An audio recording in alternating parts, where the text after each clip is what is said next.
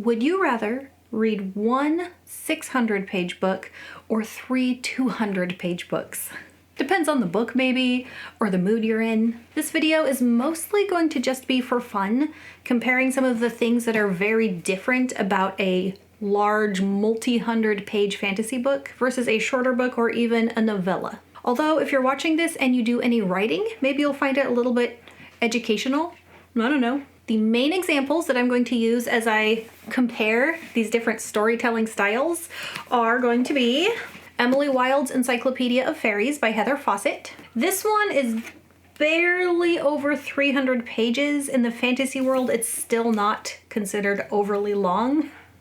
So this is one of the ones I'm using for a shorter fantasy example. And then I'm also going to use Among Crows by Veronica Roth. This one comes out May 14th. It's a novella.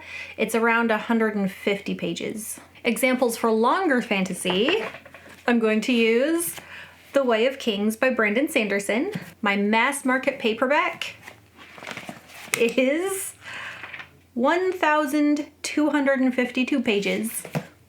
And Eldest by Christopher Paolini is just under 700 pages. And I am not going to hold these because they get kind of heavy.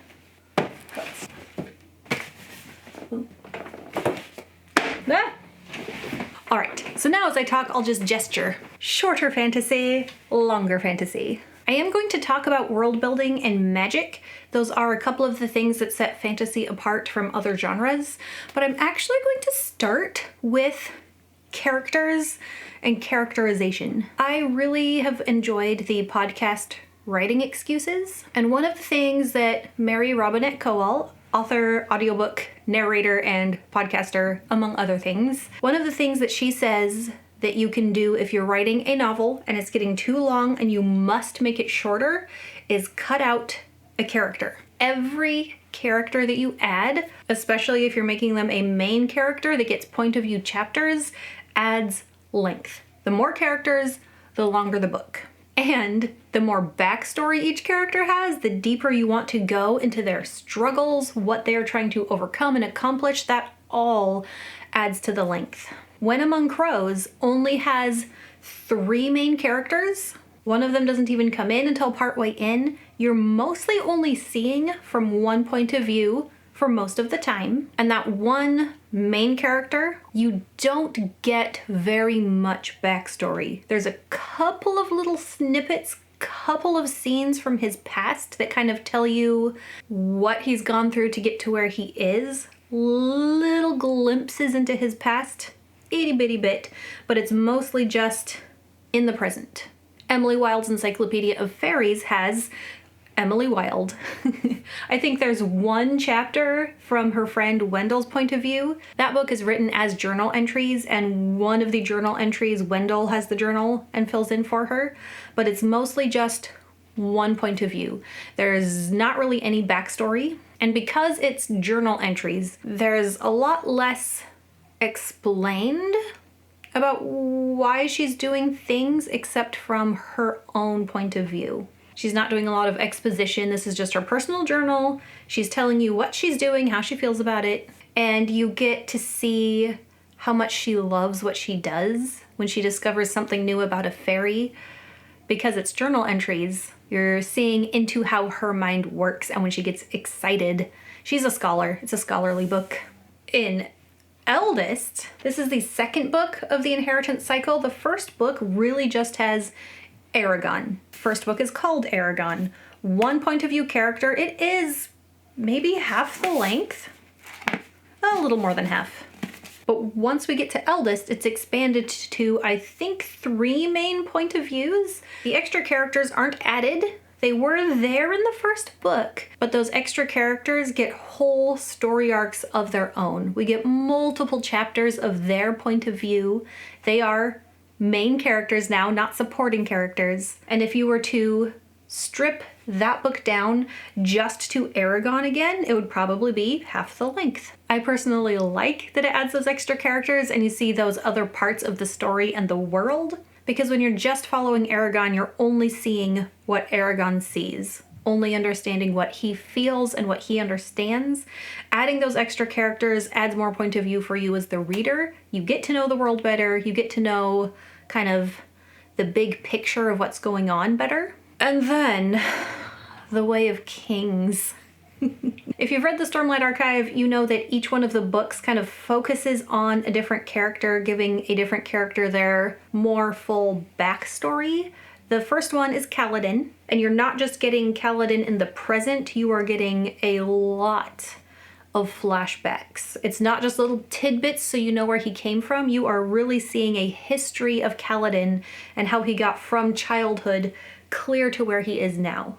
But instead of following him in a linear fashion from childhood to now, it's like two separate stories interwoven. We get what he's doing now, go back to before, and then you have Shallan, second main character. It's a little disjointed in the first book because they're in such different places in the world and doing such different things. And while she doesn't have a bunch of backstory in this first one, it still takes a certain amount of pages to tell what she's doing. Then you have Dalinar, Szeth, then you have the interludes. Yeah, it's so long, there's even interludes with other characters that aren't necessarily in other chapters. And Sanderson, especially in the Stormlight Archive, where the books are just a higher page count, loves to give extra details about what might otherwise be considered a minor character. I don't remember if it's the first one or which one of the four that are currently out. You see little details into the life of one of the women who does the laundry. She's not a main character. I don't know that she ever comes back, but it kind of fills in the world more, making it feel like all those other people that are not main characters are still real people. And every person in the real world is the main character of their own life. And I feel like the way that Sanderson gives those extra details about extra characters gives that impression that they're not just extras. They're just not the ones we're focusing on in this story. All right, next, world building. Every story has a certain amount of world building. It's just like the setting. Where are the characters? What time period? What place in the world? What world? In both the Encyclopedia of Fairies and When Among Crows, they take place in the real world or real world adjacent. When Among Crows is set in Chicago, and it has a lot of Polish, not history, but like a lot of the characters have immigrated from Poland to America, or their ancestors did. So there's like second, third generation Polish immigrants, and some that have been there for a lot longer. And then the Encyclopedia of Fairies takes place in Norway. Emily's not from Norway, but she travels there to study the fairies. Having the story take place in a world that already exists, and we as the readers are already aware of that place, minimal world building is even necessary. Just enough to show how it's different from our real world. Fairies exist, or magical creatures exist. Other than that, we can already kind of build a mental picture of what it must be like. That can just slim down the page count, but also they can spend time on the other things in the story besides the world building. In Emily Wilde's Encyclopedia of Fairies, there are some nature descriptions. She'll kind of talk about where there's like doorways that lead into fairy. And it's descriptive enough because Emily is from England, I think, and is traveling to Norway. It's a different enough place to Emily that she describes it in a way that it's unfamiliar to her, but it's not like a whole strange new magical place like the land of fairy would be. And in Among Crows, it felt very modern. I think it's supposed to be modern day. There were no exact details to place it in a precise place in time. I felt like it could have been placed anywhere from the 80s till now, and so it could still be relevant for like 20 years into the future, which is smart. And these longer fantasy books, The Inheritance Cycle and Stormlight Archive, are completely made up. The Inheritance Cycle is a lot more Lord of the Rings inspired. You have the forests with the elves, the mountains with the dwarves, humans living all over the place. And so it is kind of familiar if you've read a lot of fantasy. It's not completely weird and strange, whereas the Stormlight Archive is more different. Sanderson's not afraid of writing weird things, weird places, more different from the real world than we might normally be used to. But everything that is different from the real world has to be explained to a certain extent. You want to be able to picture where the characters are. If you're reading a fantasy set in a strange and wonderful place, you want to know what's strange and wonderful about it. I don't think there should be pages and pages of descriptions. I was going to use The Wheel of Time as my example for the long fantasy, and then I changed my mind to The Way of Kings. But Robert Jordan spends way too long describing stuff and explaining stuff. His page counts could be slimmed down quite a bit if he stuck to the story more. I feel like Sanderson does a good job of giving you a feel of the place and what things might look like through what the characters are doing, so you're not just sitting there having it explained. And then let's talk magic systems. This is another thing that sets fantasy apart from other types of genres. When there's magic and people can use it and do cool stuff. Neither of the shorter books that I'm using as examples have very complicated magic systems. Basically, magic exists, some people have abilities, and they already know how to use them. In Emily Wilde's Encyclopedia of Fairies, Emily does not have or use magic. She studies it. She understands it better than most mortals, but there is no time where she is like learning how to use magic. The characters who can already know how to use it, and there's no like explanations of how the magic works. Fairies have magic, humans don't, and that causes trouble sometimes. I was gonna say something else, it's probably a spoiler. I'm trying not to give spoilers.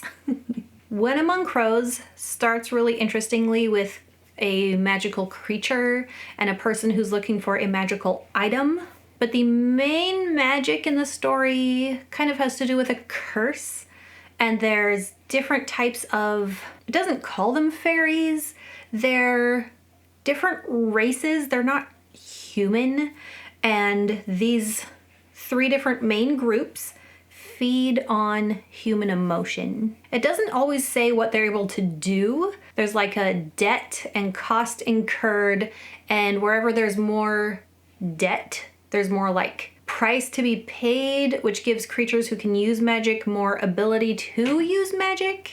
And the bigger the debt incurred, the more powerful the magic can be. And then one of the abilities that humans can have, and only a very small itty-bitty percentage of people can have it, is this sword that they can rip out of their spine by splitting their soul.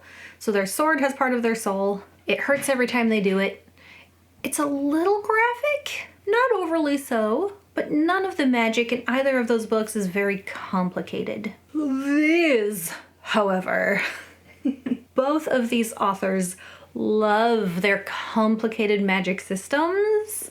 I'm gonna also throw in The Wheel of Time here, because part of what makes those big fantasy books stand apart is that there is magic to be discovered and to be learned and to progress and get better and stronger. Eldest has a whole large portion of the book where the main character is just training, learning how to use magic.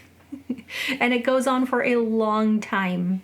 In The Way of Kings, one of the characters who is learning about what counts as magic in this world, I say that because Sanderson often pushes his magic into the realm of science. Not saying whether that's good or bad, that's just how he writes it. The Stormlight Archive magic gets really complicated. One of the smartest guys, who is a friend of the main character, really wants to figure it out and measure it and test it. Is that in the first book? That might be in the second book. The point is, the magic is so deep and so complicated, it takes a lot of time, a lot of page space. And for some people, that detracts from the story, from the plot. For others, it adds to the depth and makes the world more enjoyable, because if the characters can learn how to use the magic and can understand it, I'm reading the story, I want to know how the magic works too. I want to know, and this is actually one of Sanderson's laws that he has about writing magic systems. If a character can use magic to solve a problem, the reader has to understand how that magic works so it doesn't feel cheap and unearned. And I appreciate that, and it takes more time to explain it, so the book is longer, but you know, I'm fine with that. The inheritance cycle mostly is language-based magic. Your language controls the flow of magic, helps control the flow of magic. And then the Stormlight Archive, Stormlight is the main magic source. Plot threads. Okay, the more plot threads, the more complicated the plot, the longer the book. When Among Crows has a very straightforward from point A to point B plot. Everything that happens in here furthers the plot or adds to the characterization. There's no extra, there is no fluff. It is a very streamlined story. The Encyclopedia of Fairies is similar. It doesn't have a lot of extra stuff going on. There's just enough. There's like the main plot, a little bit of a romance subplot, but these shorter works are more focused on that main thing. We're following the character as they have a problem to solve. We're following the big picture and we're not getting off track. Multiple plot threads. Part of what creates the multiple plot threads is those extra character point of view. When you add a character who has their own arc, that's an extra plot thread. And sometimes when you have multiple characters all following their own plot thread, sometimes they all come together at the end. If they don't, you can probably expect it in the next book, because sometimes these really big fantasy books are just one of a series. And in a well-written fantasy book that's part of a big series, there is the overarching plot of that one book, but then some of those other plot threads go through that book into the next one, even into the next one. You'll have your main big picture plot. The end of the world is happening, how do we fix it?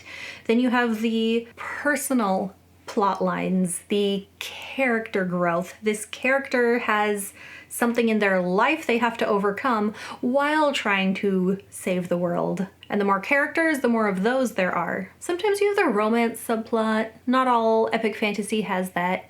Sometimes the plot lines are more political. Sometimes they're more like good versus evil. But the more of them, the longer that book is going to be. Or the longer that series is going to be. I'm also going to add one more thing that I think is one of the main differences between a shorter fantasy and a longer one, and I think that is the experience that the reader is supposed to have. For a shorter fantasy, I really feel like it's more goal-oriented, whereas the longer ones are more experience-oriented. If I'm picking up a shorter book, it's because I want to get from point A to point B. I want to read the story, solve the problem, save the world, whatever. The characters get together at the end, and then it's over, and then move on to the next book. The longer series are a lot more about the experience. It's not about just getting from point A to point B. It's about understanding more about the world, really getting into those characters and their backstories, and not even necessarily wanting that plot to be rushed, because you're just enjoying the story, enjoying watching those characters do stuff. Not so much in Eldest. I would say yes, still in this one, but especially in Brizinger, the third book in the Inheritance Cycle, there's a lot of scenes that do not further the plot. Sometimes they deepen a character's relationships. Sometimes they just deepen your experience of the world, like a wedding ceremony. Didn't need to show that. But it was fun to see how in this world, how they do their wedding traditions. That was a fun experience. I enjoyed reading it, even though it didn't get me to the end any faster. Sometimes the world is deepened. Sometimes you get deeper into the characters. Sometimes there's just a lot of exposition. I don't need everything explained all the time in every scene.